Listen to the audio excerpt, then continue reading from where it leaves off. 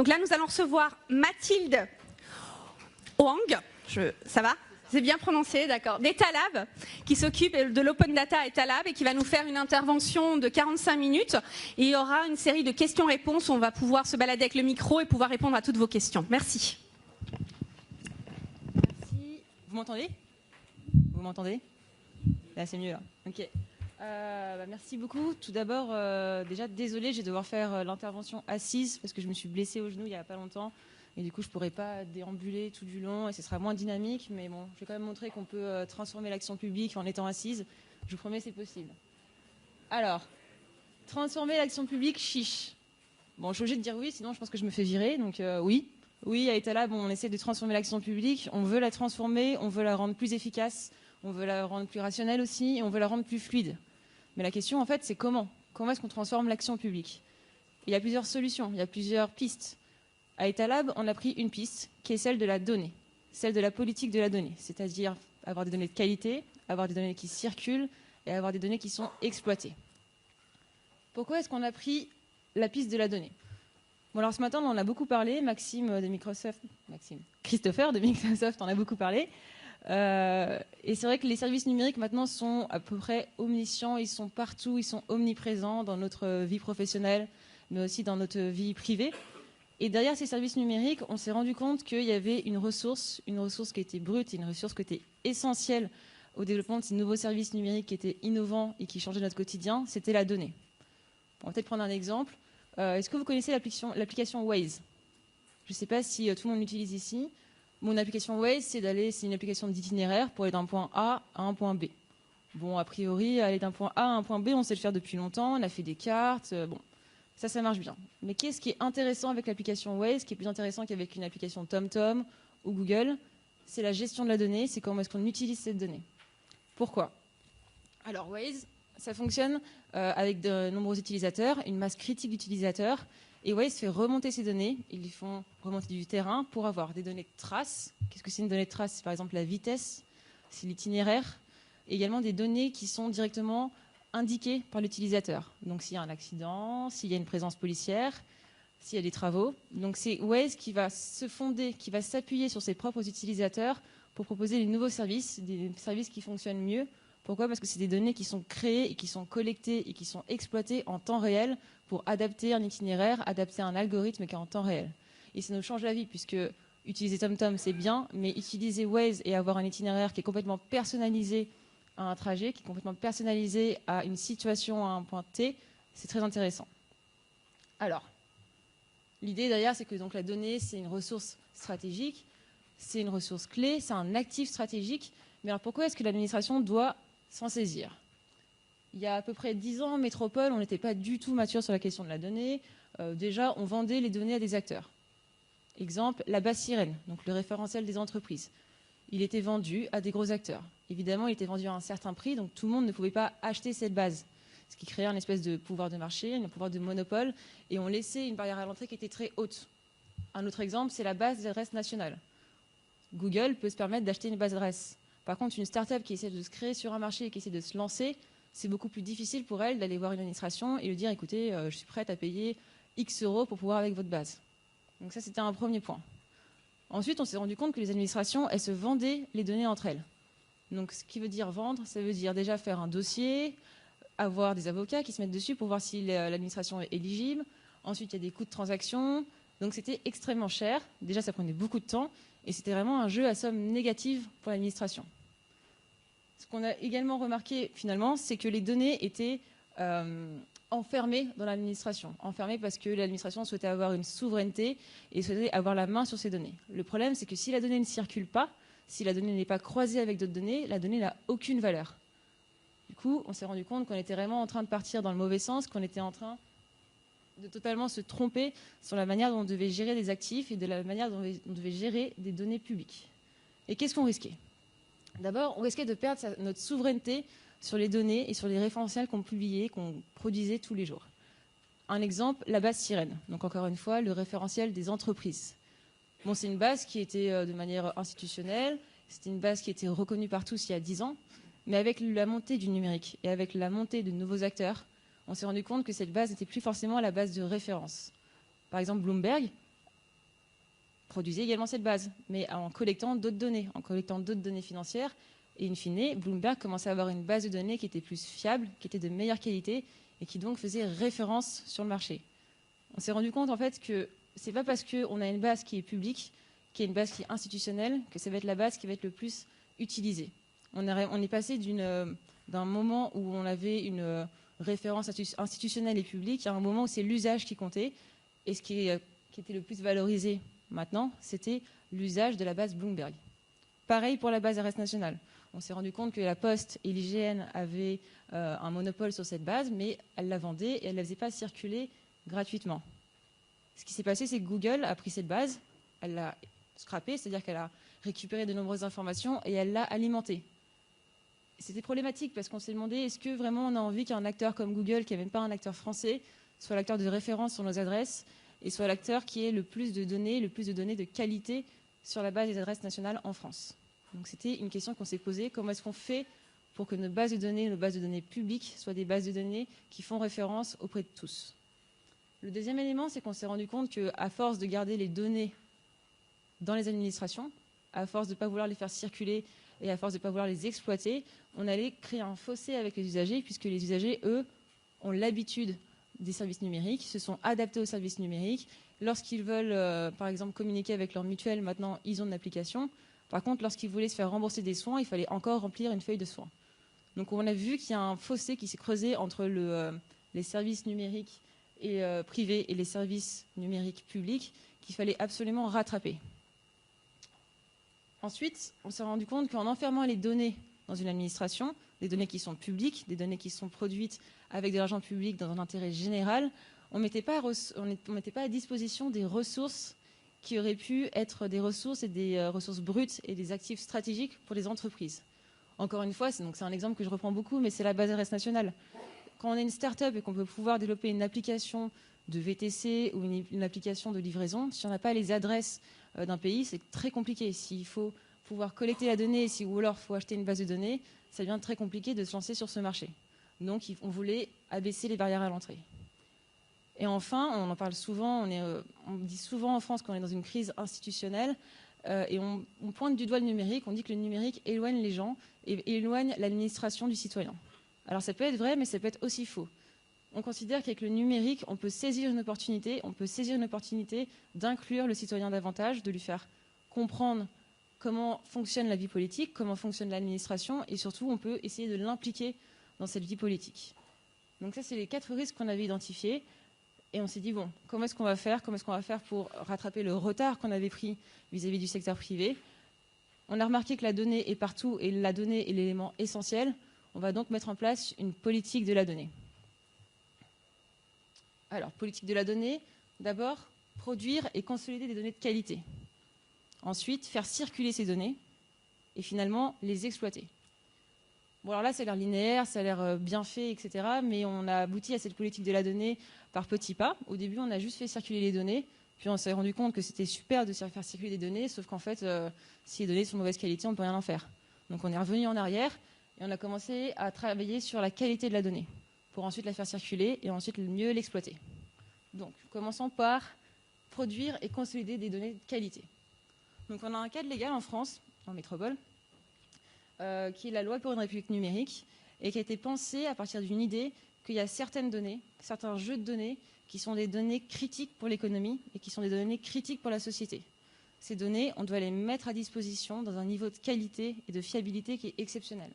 Si on a envie que des startups, si on a envie que des entreprises puissent fonder des services à partir des données publiques, il faut être certain que ces données puissent être tout le temps disponibles et surtout être de bonne qualité.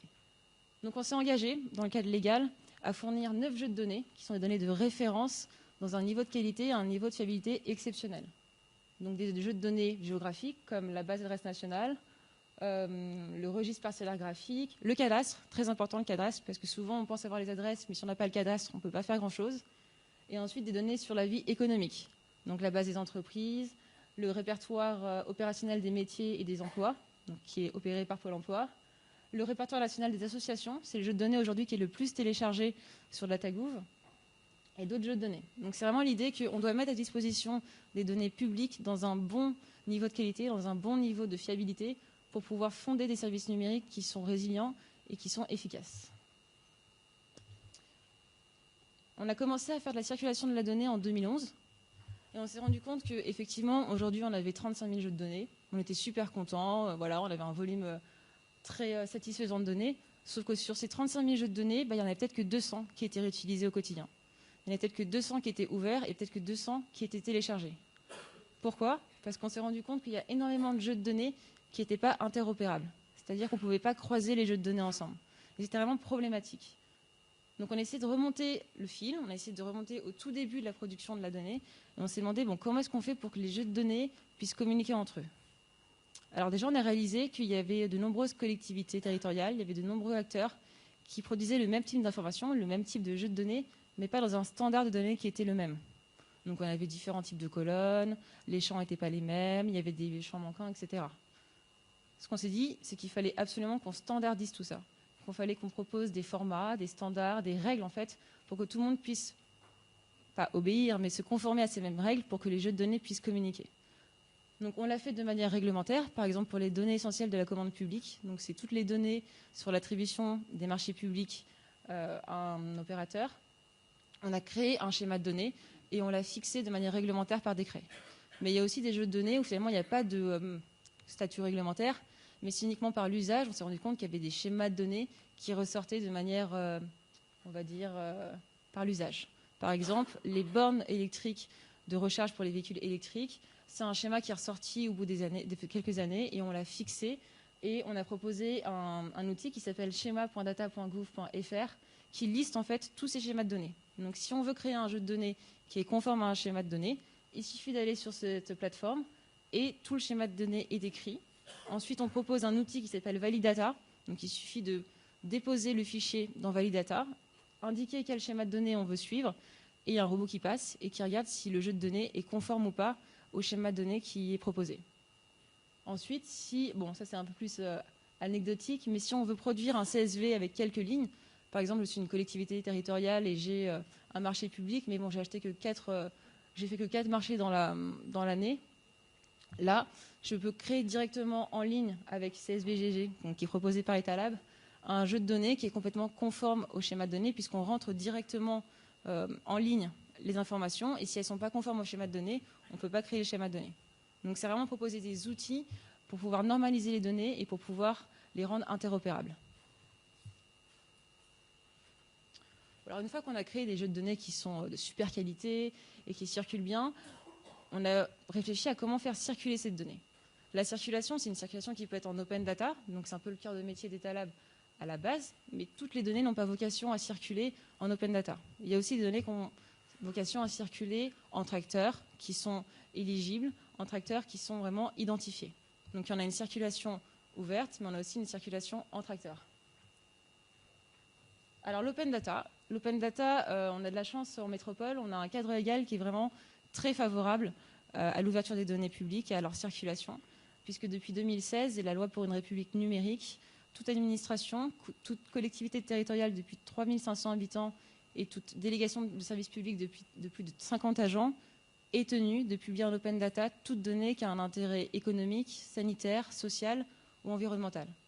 Donc ça s'appelle l'open data par défaut. C'est très favorable à l'open data, c'est très favorable à l'ouverture des données. En plus, on propose une plateforme qui s'appelle data.gouv.fr où on peut déposer ces données gratuitement et on peut les réutiliser, on peut les commenter.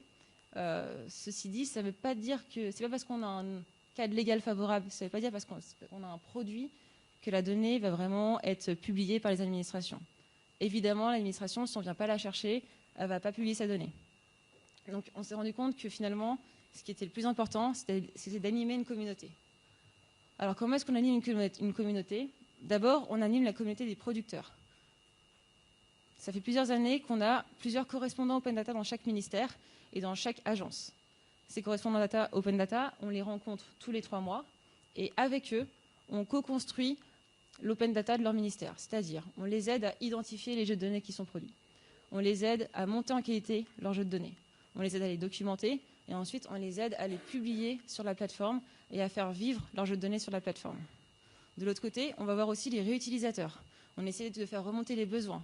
Parce que souvent, on présage un petit peu des données qui sont les plus intéressantes, sans vraiment questionner les réutilisateurs, sans vraiment savoir quelles données il faut absolument publier.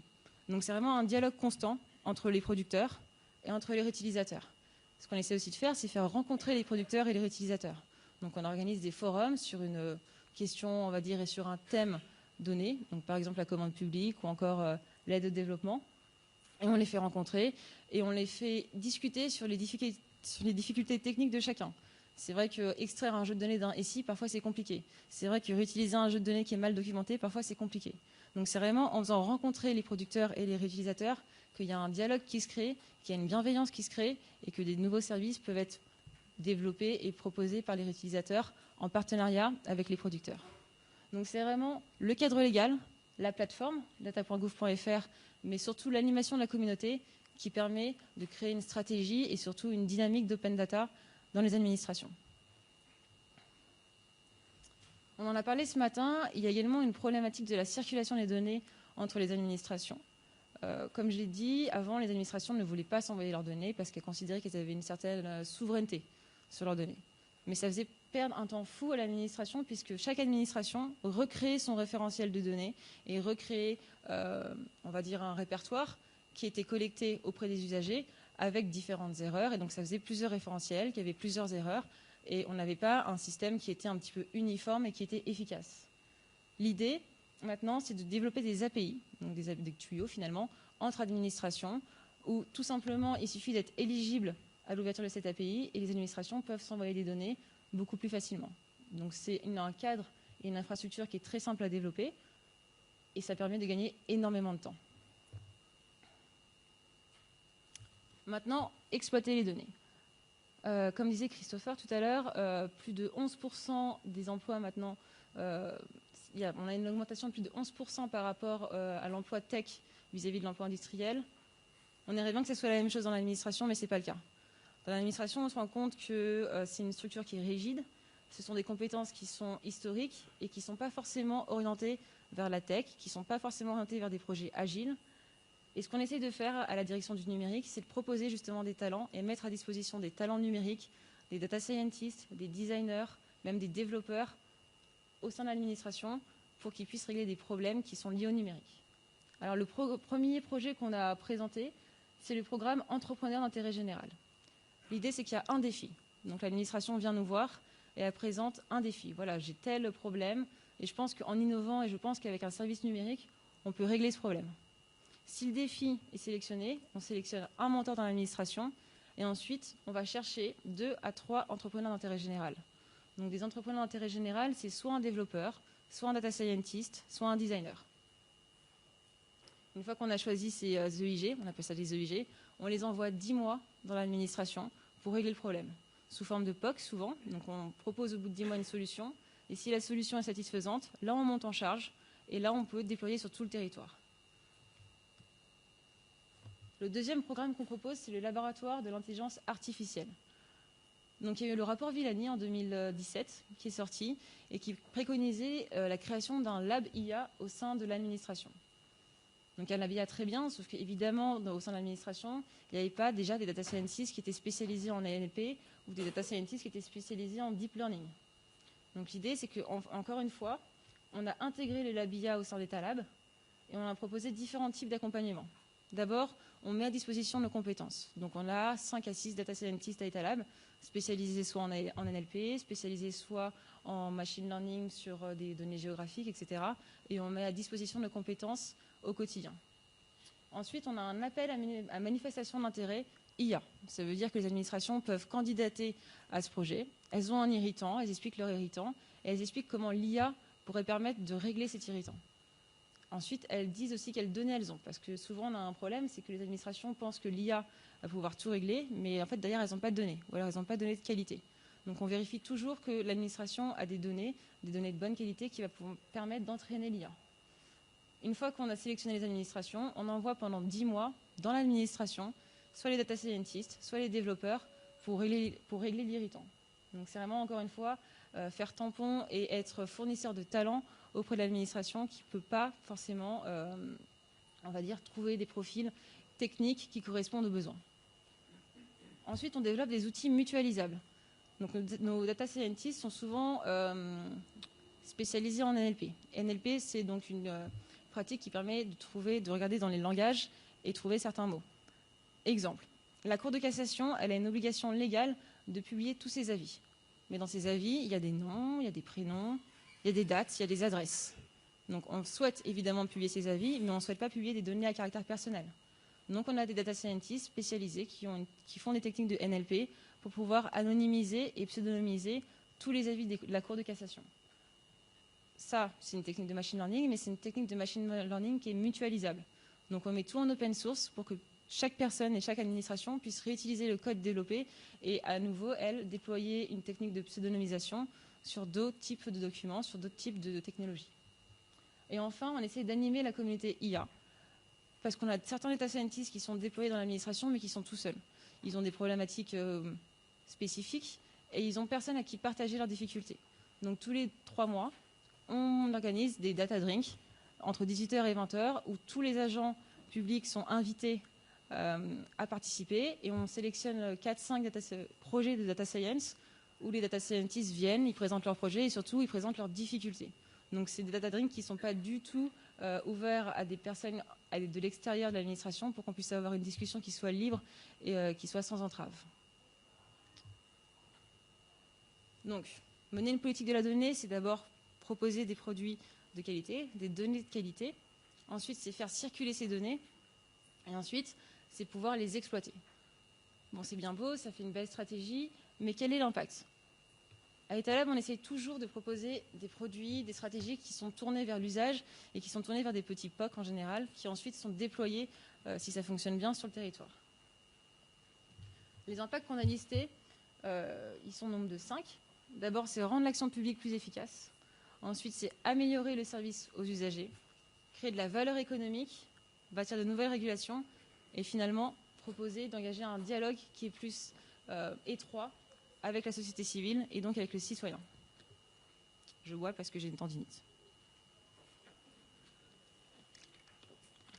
Alors, rendre l'action publique plus efficace. Je vais vous donner un exemple qui s'appelle Signaux faibles. Signaux faibles, c'est un programme EIG qui a été d'abord déployé en Bourgogne-Franche-Comté et ça a tellement bien marché que maintenant c'est déployé nationalement. On a réalisé qu'il y avait 50 à 60 000 entreprises par an qui étaient en situation de défaillance. Situation de défaillance, ça ne veut pas dire en situation de cessation de paiement. C'est des entreprises qui sont en difficulté, mais qui peuvent encore se relever. L'idée, c'est de pouvoir détecter ces sociétés et leur proposer un accompagnement.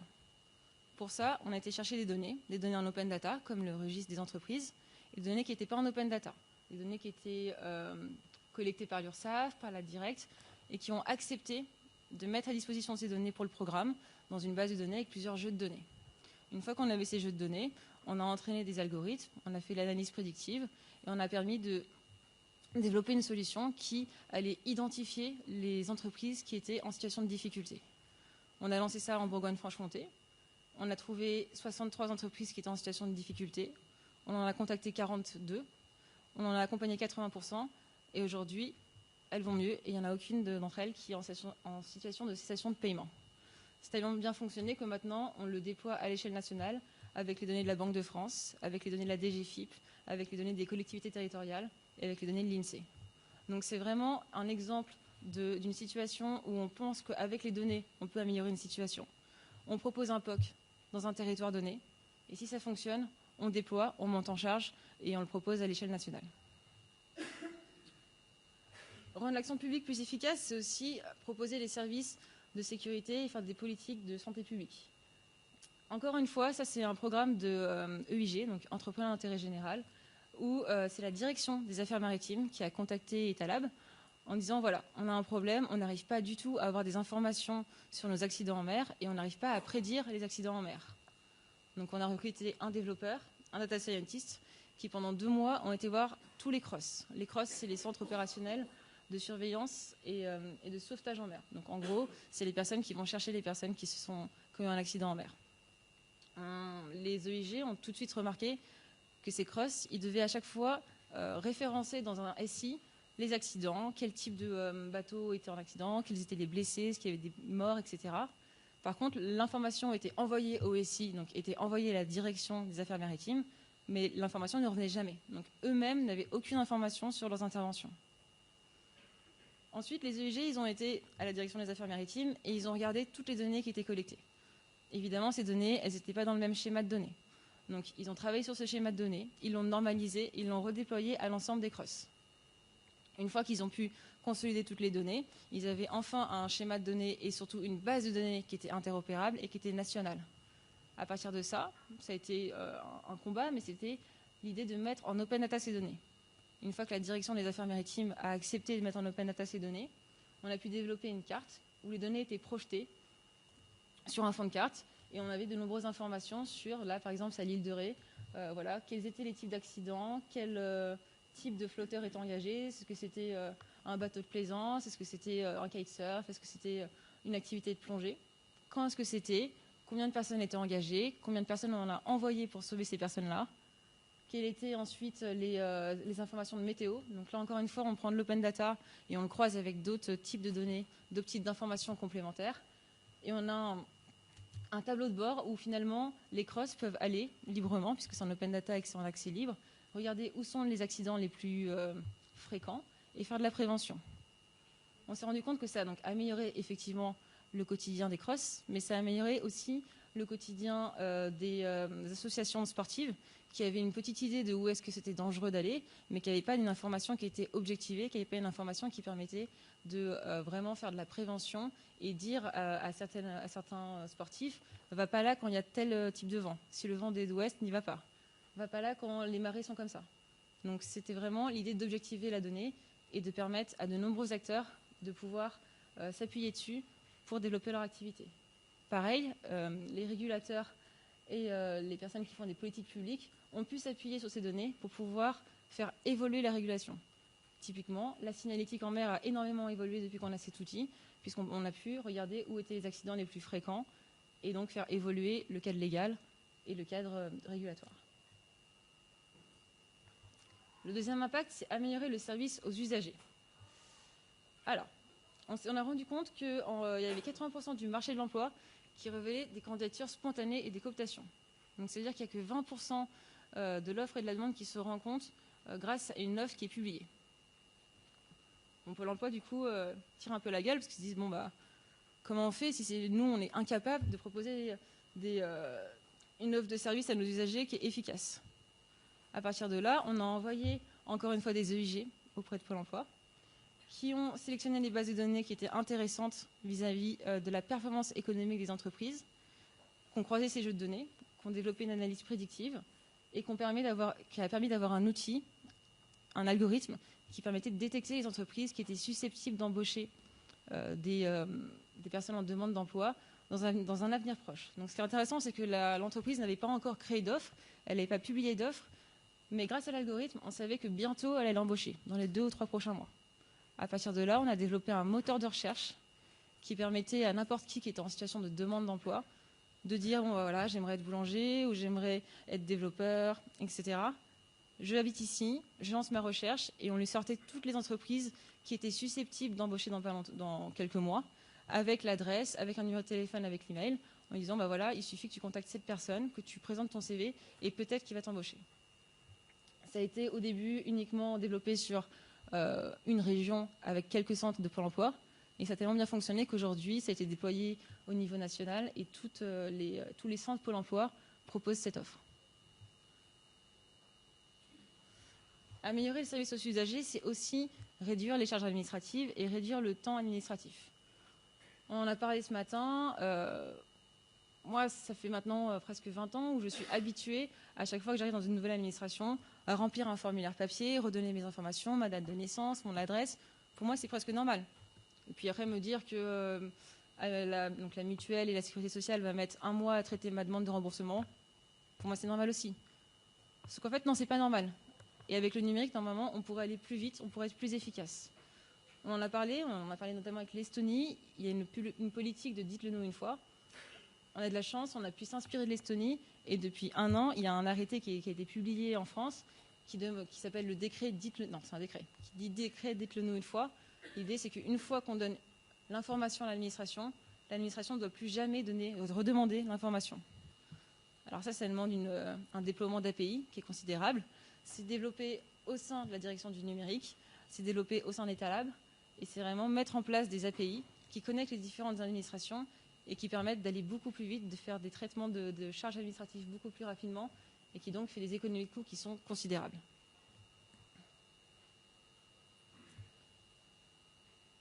On va dire que l'un des principaux arguments de l'open data, au début c'était la transparence, et puis on s'est rendu compte que finalement la transparence, effectivement ça marchait bien, mais surtout l'open data, ça permettait de créer des nouveaux services innovants et donc de créer de la valeur économique. J'en ai parlé avec les données de référence, donc les données base adresse, les données des registres des entreprises. Il y a aussi les données de transport. Les données de transport, c'est les données des horaires, les données des itinéraires, les données des fréquences du passage des trains, du passage des bus. Et on s'est rendu compte que mettre à disposition ces données, ça permettait non seulement de proposer des services qui étaient à meilleure valeur. Donc, par exemple, Google, ça fonctionne très bien à Paris. Quand on veut aller d'un point A à un point B, on a tous les types de transports qui sont proposés. Par contre, dès qu'on va un petit peu en province, là, Google est moins bon. Et là, il n'y a pas de données de transport. Et là, faut prendre la voiture. Ou alors, tu prends un Uber. C'est quand même un peu dommage. Donc, l'idée, c'est d'aller voir tous les opérateurs, toutes les collectivités territoriales, et les convaincre de mettre en open data ces données pour que Google ou d'autres types d'applications proposent des services innovants et avec une meilleure valeur ajoutée pour tous les citoyens, et pas uniquement les Parisiens, et pas uniquement les Lyonnais, ni les Bordelais. Derrière cette idée, il y a aussi l'idée d'abaisser la barrière à l'entrée. Puisqu'on met à disposition des données de transport, ça veut dire que déjà, les startups n'ont plus besoin d'aller collecter ces données. Google est très fort pour aller collecter des données, ils ont des robots, ils scrapent tout, c'est facile, ça ne coûte pas cher pour eux. Par contre, une start-up qui se lance, ça coûte extrêmement cher d'aller chercher des données de transport dans tous les territoires. Le fait de les mettre à disposition en open data, ça abaisse les barrières à l'entrée, ça fluidifie le marché et ça permet une meilleure concurrence. Typiquement, Combo, ils ont intégré ce mois-ci les données de la SNCF, les données de Flixbus, de Blablacar et d'Eurolines pour proposer une plateforme multimodale où on peut voir tous les itinéraires proposés pour aller d'un point A à un point B et on peut directement réserver depuis cette plateforme. Donc c'est vraiment proposer des services économiques, des services numériques qui sont, on va dire, pas monopolistiques, qui permettent de concurrencer des acteurs, on va dire, aussi américains et de vraiment pouvoir s'ancrer sur des données open data qui proposent un service amélioré et multimodal. La mise en open data, ça permet également de fluidifier le marché. Je me rappelle, il y a maintenant 15 ans, mon père a acheté un appartement. Et le soir même, il me dit, je me demande si finalement j'aurais pas pu l'acheter moins cher. Et je suis sûre que le mec en face me demande s'il n'aurait pas pu le vendre plus cher. L'idée derrière, c'est qu'il y avait une asymétrie d'information qui était énorme sur le marché de l'immobilier. Pour avoir une information sur le prix d'un bien immobilier dans un quartier, il faut aller dans une agence immobilière. On n'est pas sûr qu'elle nous donne la bonne information. Ou alors, il faut aller voir le notaire. En avril 2019, on a publié plus de 15 millions de données foncières. Les données foncières, c'était donc toutes les transactions qui se sont opérées sur les 5 dernières années quand il y a eu une transaction, donc une vente d'un bien. Le prix du bien, la surface du bien, l'adresse du bien et la date de la transaction. Et encore d'autres données, évidemment. Ça, c'est super important parce qu'à partir de ces données-là, qui étaient donc disponibles pour tous, il y a énormément de startups et de services numériques qui sont développés à partir de ces données, qui ont projeté ces données grâce au cadastre qui est en open data, grâce à la base adresse nationale qui était en open data et qui a permis d'avoir, donc là c'est un POC qui a été fait par Etalab, mais donc il y a vraiment plein d'autres services qui ont été développés et qui permettent de savoir dans un endroit donné en France, à une date donnée, quel était le prix d'un bien et donc quel était le prix au mètre carré et comment est-ce que ça allait évoluer. Donc c'est vraiment fluidifier le marché, proposer des informations qui sont précises, objectiver l'état du marché et donc permettre de faire rencontrer une offre et une demande au juste prix et pas un prix qui est imaginé et un prix qui n'est pas du tout objectivé. Donc créer de la valeur en proposant des ressources et des actifs stratégiques, mais créer de la valeur également en fluidifiant des marchés qui étaient soumis à des asymétries d'information vraiment très fortes. Avoir une politique de la donnée, c'est également s'appuyer sur la donnée pour pouvoir faire évoluer les politiques publiques et pouvoir faire évaluer de manière objective ce qu'on a fait jusqu'aujourd'hui et comment est-ce qu'on pourrait mieux le faire et comment est-ce qu'à partir de la donnée, on peut avoir de nouvelles politiques publiques qui sont plus efficaces. L'ARCEP, donc c'est l'autorité de régulation des télécoms et des postes, a changé de direction il y a quelques années et le nouveau directeur, M. Soriano, a décidé qu'on allait réguler par la data. C'est-à-dire qu'on a utilisé toutes les données télécom pour pouvoir avoir une information qui était objective, avoir une information qui était en open data, donc vraiment visible de tous, pour pouvoir ensuite faire évoluer la régulation des télécoms. Là, typiquement, c'est la couverture mobile. On a mis en open data toutes les données de couverture mobile en fonction des opérateurs. Ce qui est super intéressant pour le consommateur, puisqu'il peut aller sur cette carte et se dire, bon, j'habite là, quelle est la performance de Free sur cette région, quelle est la performance de SFR sur cette région, quelle est la performance de Orange. Et donc, ça lui permet de faire un choix qui est avisé et un choix qui est vraiment objectivé par la donnée. Ensuite, pour le politique, ça lui permet de voir là où on a des zones de vide, on va dire, de déploiement, donc déploiement de la couverture mobile, mais également des déploiements de la fibre. Ça, on l'a fait sur la couverture mobile, mais également sur la fibre.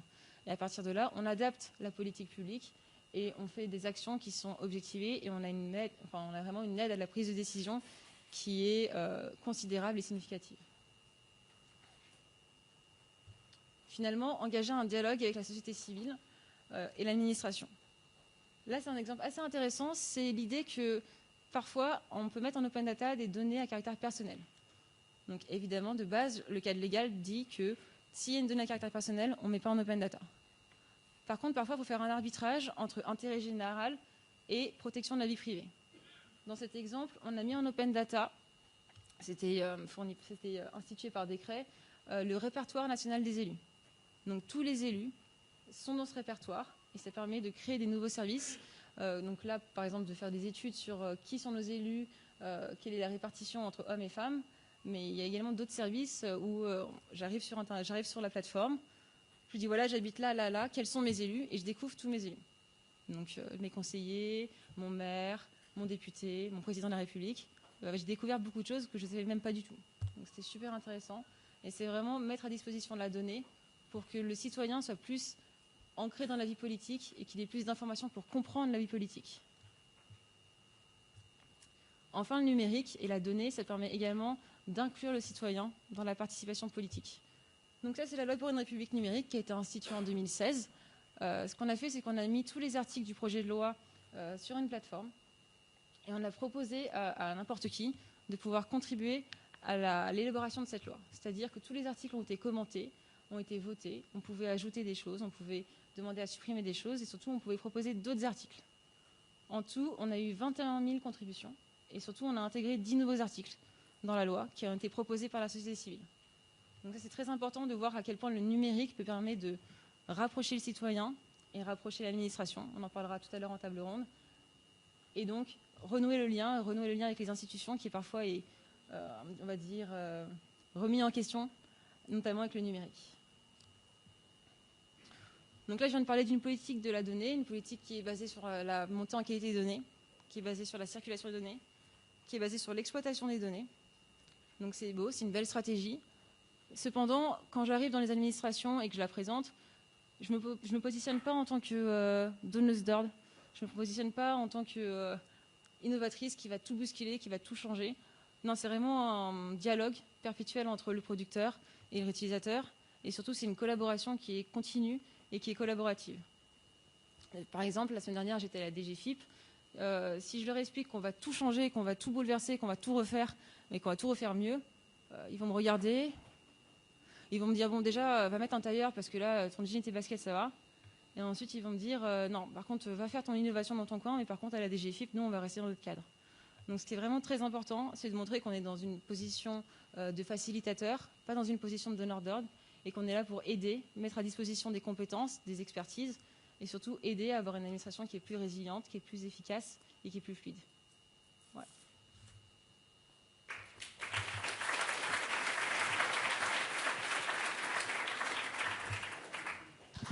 Est-ce qu'il y a des questions pour Mathilde ? Ah, il y a plus de timides que ce matin. Heureusement qu'il y a l'observatoire. Bonjour, merci pour cette présentation. Une première question concernant les moyens, non pas de consultation, on a vu que c'était très important d'être dans un dialogue permanent, mais est-ce qu'il y a des outils réglementaires qui ont été utilisés pour favoriser l'implantation de l'open data et donc des API auprès des administrations ? Et j'aurai une deuxième question après. Les outils réglementaire, c'est-à-dire? Dans quelle mesure on peut obliger certains organismes, alors administration ou privés le cas échéant, à ouvrir leurs données, ni plus ni moins? Alors, c'est un peu le problème, c'est qu'on a un cadre légal qui oblige à ouvrir la donnée, par contre, il n'y a pas de sanction derrière. Donc, quand on arrive dans les administrations, on ne dit jamais voici le cadre légal, maintenant faites-le. Non, ça ne marche pas en fait. Ce qui marche, c'est par contre de montrer que quand on ouvre une donnée, quand on le met sur un unique point d'accès, d'un seul coup, en fait, l'administration n'a plus besoin de communiquer cette donnée à tous ses acteurs, à tous ses partenaires. Donc déjà, c'est un gain de temps. Ensuite, on lui montre qu'en mettant ces données en open data, sur une plateforme DataGouv où on peut commenter les jeux de données, on va se rendre compte que les utilisateurs, déjà, ils sont bienveillants, ils ne vont pas forcément critiquer le jeu de données, ils vont faire remonter des problèmes de qualité, ils vont faire remonter les anomalies. Donc ça, c'est un processus de rétroaction qui permet de faire remonter en qualité le jeu de données grâce à la société civile. Donc ça, c'est très intéressant et c'est un gain de temps, encore une fois, et de qualité pour l'administration. Donc voilà, c'est vraiment des exemples qu'on leur propose, des exemples par l'usage pour montrer que finalement, le cadre légal, il est là et il existe, mais on n'est pas là pour leur donner des ordres, on n'est pas là pour imposer un cadre légal, on est là plutôt pour les accompagner et montrer à quel point c'est intéressant de mettre les données en open data. On va quand même demander à la salle s'il y a d'autres questions, Eric, si tu veux bien. Voilà. Parce que je sais que sinon... Oui, bonjour. Vous parlez souvent de la qualité de la donnée, mais comment vous jugez, quels sont les critères sur cette qualité de la donnée? Bon, alors comme je disais, il y a 2 ans, on a atteint les 30 000 jeux de données. On était trop contents. Super, super volume de jeux de données. On a réussi notre politique de l'open data. On a réussi. Sauf qu'en fait, non, on s'est rendu compte qu'il y avait plein de données qui n'étaient pas réutilisées. Et donc justement, ces questions de critères, c'était souvent l'interopérabilité des données. Donc le critère de qualité, c'est en général savoir si la donnée peut être facilement croisée avec un jeu de données. Du coup, présence du données pivot. Pour les entreprises, par exemple, ça va être le numéro SIRET. Pour la base adresse nationale, ça va être le code postal, le code INSEE. Il y a plein. Pour le répertoire national des associations, ça va être le RNA, qui peut ensuite être croisé avec le numéro SIRET. Donc c'est vraiment trouver le jeu de données où il y a dedans une donnée pivot et voir si on peut les croiser. Ensuite, qualité, ça rime aussi avec... on va dire, protection des données et protection des secrets. Donc on regarde toujours si dans le jeu de données, il n'y a pas des secrets légaux, donc c'est-à-dire par exemple des secrets commerciaux, des secrets industriels, des secrets de la vie privée ou encore des données à caractère personnel. Parce que qualité de la donnée, ça veut aussi dire protéger les entreprises et protéger les individus. Ensuite, on regarde également s'il y a des doublons, on regarde s'il y a des champs qui manquent, on regarde si... quand on demande des chiffres, on appelle des lettres, on n'a pas des choses incohérentes. On travaille énormément sur le format, donc proposer des formats qui sont vraiment faciles d'utilisation, donc CSV, GeoJSON, JSON, Shapefile. Et après, voilà, ce qu'on fait aussi, c'est énormément documenter les jeux de données. Typiquement, la DGFiP, quand elle a publié ses fichiers fonciers, elle a fait un énorme travail de documentation pour expliquer tous les termes techniques. Parce que c'est vrai que quand on produit un jeu de données dans une administration, on est dans un contexte métier, on ne voit pas un petit peu ce qu'il y a derrière, on ne prend pas de recul, on publie le jeu de données et en fait, les personnes qui veulent le réutiliser, ils ne comprennent rien. Une nomenclature de la DGFiP, faut quand même l'ingurgiter et la comprendre. Donc vraiment, c'est l'idée de pouvoir documenter et d'expliquer déjà comment le jeu de données est produit, donc c'est-à-dire quel est le processus de production. Ça permet souvent de réaliser qu'en fait, il y a des problèmes de qualité, mais ce n'est pas parce que la DGFiP, c'est pas parce que l'ARCEP fait n'importe quoi, en fait, c'est parce que les données sont collectées sur le terrain et que tout le monde ne peut pas collecter des données de qualité parce que le capteur est mauvais ou parce que l'agent sur le terrain n'est pas au courant qu'en fait on va réutiliser la donnée derrière. Ensuite, une fois qu'on a expliqué le contexte de la donnée, on demande à ce que le schéma de données et le modèle des jeux de données soient très bien expliqués. Donc pour chaque colonne, on explique quelle description, enfin la description de la variable et surtout on donne un exemple de ce que ça peut être comme champ. Et finalement, on met à jour en fait cette documentation dès qu'il y a un changement dans le modèle de jeu de données. C'est très important d'indiquer quand il y a un changement et souvent on le fait pointer sur, quand c'est bien fait, hein, sur une page GitHub qui va documenter le changement du code. Alors nous avons une question ici de M. Biondi. Oui, et tout à l'heure, tu parlais un petit peu de souveraineté sur les données, notamment en évoquant le fait que c'était dommage que quand elles étaient payantes, il n'y a que des gros acteurs, en particulier étrangers comme Google, qui pouvaient acheter la donnée, alors que des startups ou des PME françaises ne pouvaient pas se l'offrir. Est-ce que vous avez pu observer depuis les ouvertures de données à qui profitait cette ouverture et les services qui étaient proposés dessus, par qui ils étaient développés principalement ? Alors, ça dépend du secteur. Sur les transports, c'est très facile en fait de pouvoir, on va dire, tracer les nouveaux acteurs et les nouveaux acteurs qui s'appuient sur nos données, parce qu'on discute énormément avec eux pour faire remonter les besoins. Sur d'autres secteurs, c'est très difficile.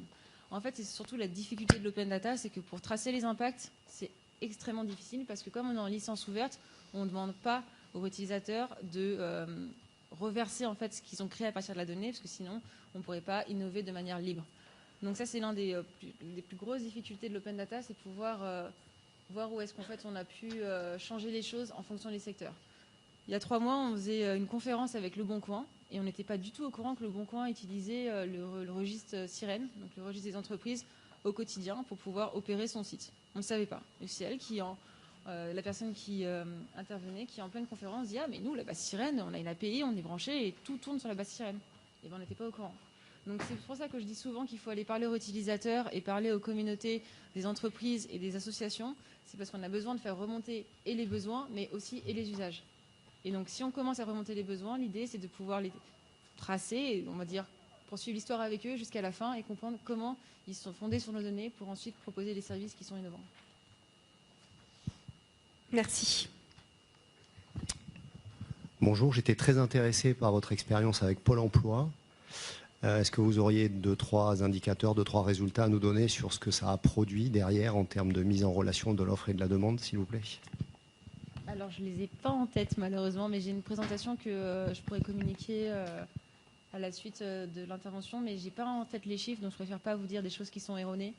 Tout ce que je sais, c'est qu'aujourd'hui, n'importe quel agent public de Pôle emploi est tenu, entre guillemets, ou en tout cas, c'est conseillé, qu'il propose à la fin de chaque entretien de présenter le moteur de recherche à la personne qui est en recherche d'emploi et qui fasse, on va dire, un test ensemble sur l'outil. Après, quels sont les résultats ? Je pense qu'il faudrait demander à l'équipe directement. Parce que maintenant, donc au début, c'était une équipe de 3 personnes. Maintenant, ils sont quand même une quinzaine. Donc, il faudrait aller les voir. Mais je pense que j'ai une présentation qui permettrait d'apporter des chiffres.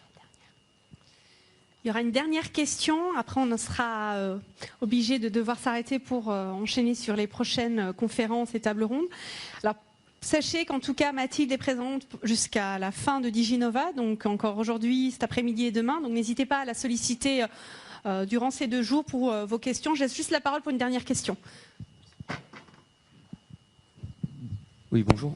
J'aurais une question, moi, en termes légaux. Est-ce qu'il y a des risques pour l'administration lorsqu'elle partage ces données? Imaginons qu'elle partage des données qui sont fausses et qui entraînent des accidents. Non, alors, en fait, elle a un risque, c'est si elle partage des données où dedans il y a des secrets légaux ou des données à caractère personnel. Là, elle peut être retoquée par la CNIL. Par contre, à partir du moment où elle met à disposition ces données dans une licence qui est la licence ouverte et qu'elle documente ces données, c'est la responsabilité du réutilisateur qui est engagée. Si le réutilisateur fait une réutilisation qui, on va dire, dénature le sens du jeu de données ou qui permet de réidentifier des personnes, par exemple, ça peut arriver.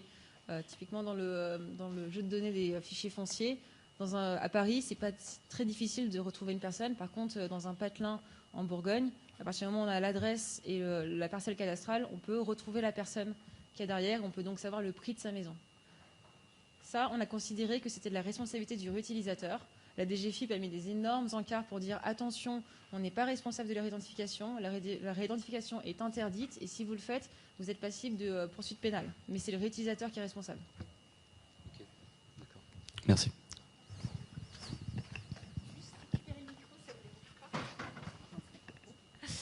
Merci Mathilde.